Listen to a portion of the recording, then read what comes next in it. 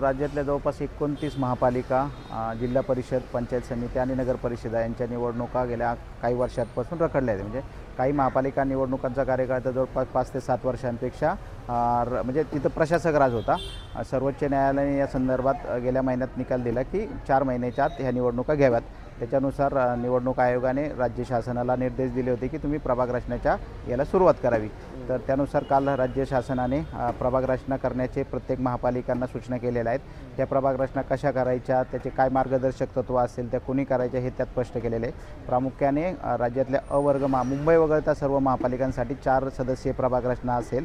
त्याच्यामध्ये कमीत कमी 3पेक्षा कमी नाही आणि 5पेक्षा जास्त नाही. म्हणजे सर्व प्रभाग 4चेच करायचे आहेत, पण शेवटचा प्रभाग ज्यावेळेस आकडेवारी मॅच करायची असेल तर एक प्रभाग 3चा करू शकतात किंवा 5चाही करू शकतात. अशा पद्धतीच्या सूचना आहेत. प्रभाग रचना करताना त्या कशा गुगल शीटवर करायच्या, त्याच्यात कुठलेच नियम पाळले गेले पाहिजेत हे त्या आदेशात स्पष्ट केलेले आहेत. फक्त त्यात किती दिवसात ही प्रभाग रचना करायची आणि किती दिवसात ती शासनाला पाठवायची ही स्पष्टता आलेली नाही. बहुतेक ते अधिकार महापालिका आयुक्तांना असतील आणि महापालिका त्या क्षेत्राचे महापालिका आयुक्त त्यावर निर्णय घेतील. सर, 2017 सालची जी प्रभाग रचना होती तशीच आता प्रभाग रचना असणार की त्यात काय बदल होणार? नाही, आत्ता पुणे शहराची तर प्रभाग रचना निश्चितपणे 2017 प्रमाणे नसेल, कारण गेल्या 7 वर्षात पुणे महापालिकेत 32 गावांचा समावेश झालेला आहे. 34 गावांचा झाला होता. उर्वळे आणि फुरसुंगी ही गावे पुन्हा वगळण्यात आल्यानंतर आता 32 गावे झालेत. त्यामुळे या 32 गावांना एकत्र करून नव्याने प्रभाग रचना करावी. नाही, थोडक्यात काय तर एक कळस धानोरीपासून महापालिकेची प्रभाग रचना सुरू होत होती. आता त्या शेजारी लोहगावचा समावेश पुणे महापालिकेत आला आहे.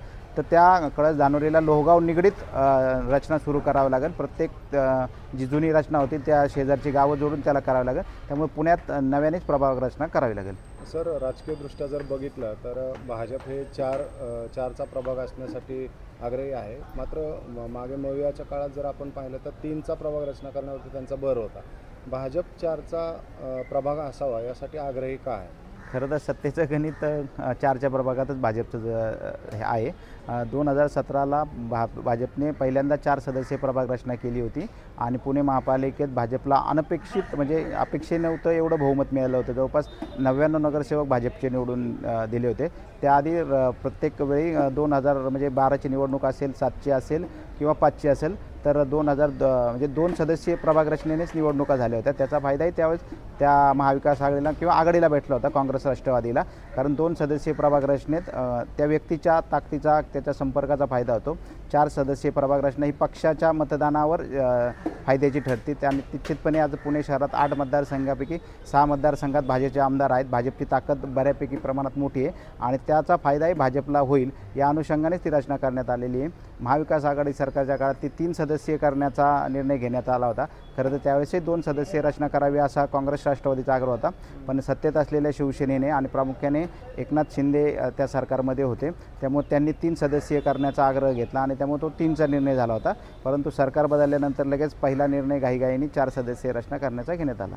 आता हे जे मतदान वाढलेलं आहे, नवीन गावांचा समावेश झाल्यामुळे त्याचा काय होऊ शकतो सर फायदा? कोणाला फायदा होऊ शकतो? मुळात गावांचं प्रामुख्याने पूर्वीच्या, आता ही 2011च्या लोकसंख्येनुसारच जी होणार आहे, त्याच्यामुळे प्रभाग रचनेवर त्याचा थेट फायदा होणार नाही. प्रभागांची संख्या फार काही वाढताना दिसत नाही.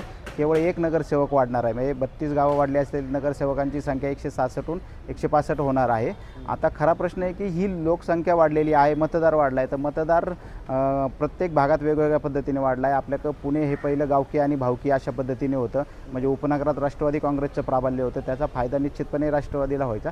आता मात्र तशी परिस्थिती नाही राहिली. म्हणजे आपण मोठ्या प्रमाणात IT वर्ग आपल्याकडे होतो आहे, परप्रांतीय असतील, तो मतदार वर्ग भाजपलाही मोठ्या प्रमाणात अनुकूल आहे आणि त्याचा फायदा भाजपला होताना दिसतोय. त्यामुळं आत्ताची परिस्थिती भाजपला मला वाटतं जास्त अनुकूल राहील. तर आता प्रभाग रचनेच्या संदर्भातचे निर्देश देण्यात आलेले आहेत. आता लोकांच्या मनामध्ये, अनेकांच्या इच्छुक नगरसेवकांसह अनेकांच्या मनात प्रश्न आहे की साधारणपणे निवडणुका कधी होते?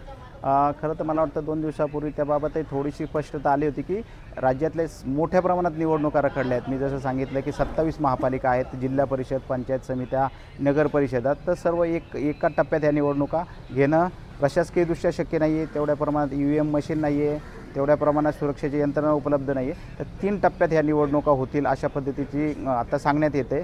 मला वाटतं पुणे महापालिकेची निवडणूक दिवाळीच्या आसपास आगे किंवा नंतर होऊ शकते. त्या संदर्भातले जे काय अधिकार आहेत ते राज्य निवडणूक आयोगाचे आहे. सोयीच्या दृष्टीने पहिल्या टप्प्यात जिल्हा परिषदेच्या निवडणुका होऊ शकतील. त्यानंतर महापालिकाच्या आणि त्यानंतर नगर परिषदा अशा पद्धतीचा एक साधारण क्रम असू शकतो.